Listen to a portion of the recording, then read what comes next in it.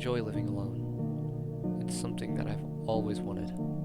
Sometimes I like to be alone and imagine what it would be like to be the only person in the world, exploring vast cities and buildings, and everything is just as it was, but I'm the only one.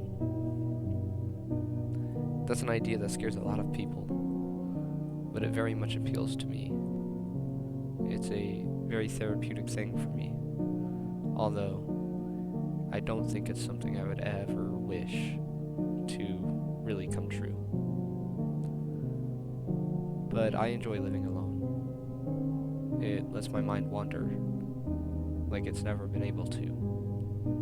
Now that I'm alone, now that I just worry about work and no longer have to worry about school, no longer have to worry about roommates or a girlfriend or any sort of romantic relationship that requires a lot of attention, no animals for companionship. None of these things can distract me from my thoughts. Thoughts that many people are afraid to have. Thoughts that used to make me afraid. But now I find sort of peace in them, almost like an escape. It makes me happy.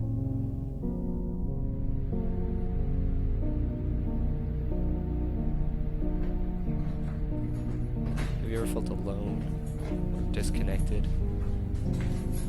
Many people feel upset or scared or saddened. I don't feel the same way. Many times I feel alone. I feel disconnected. I feel like the only person.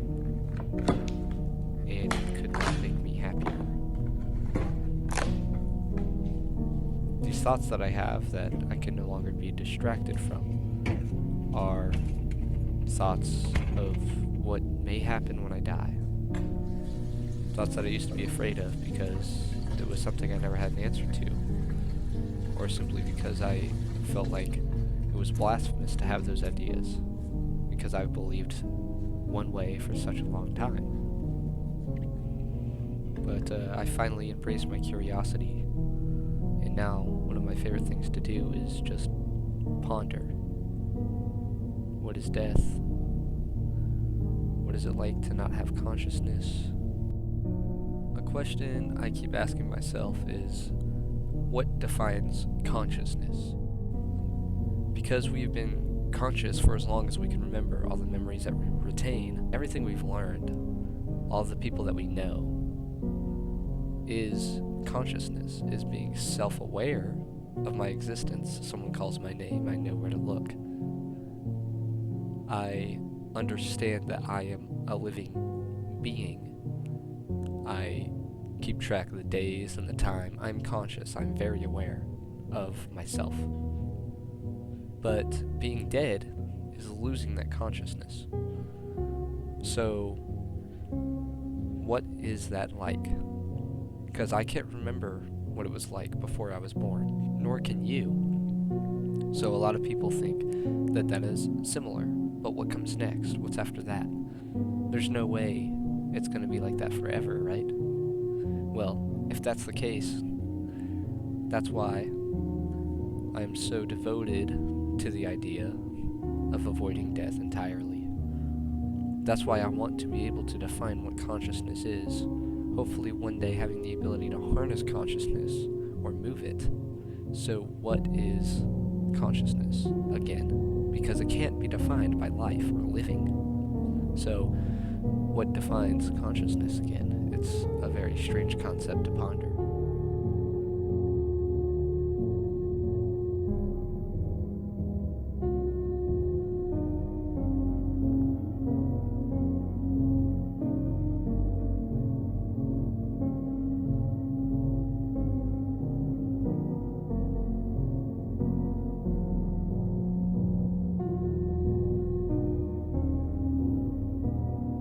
Maybe I sound crazy, but avoiding death entirely is something that I do intend to do. When I say avoid death, I don't mean stay alive forever. I mean preserve my consciousness forever, outside of my living body. So although I may not have a pulse, a heart, a set of lungs, my consciousness, my personality, what makes me me, my memories, that will be preserved somehow. And that's my goal, is to preserve the self-awareness that humans carry. Because that's really what makes life worth living, is our consciousness. So if we can preserve our consciousness outside of life, technically, we'll never experience death.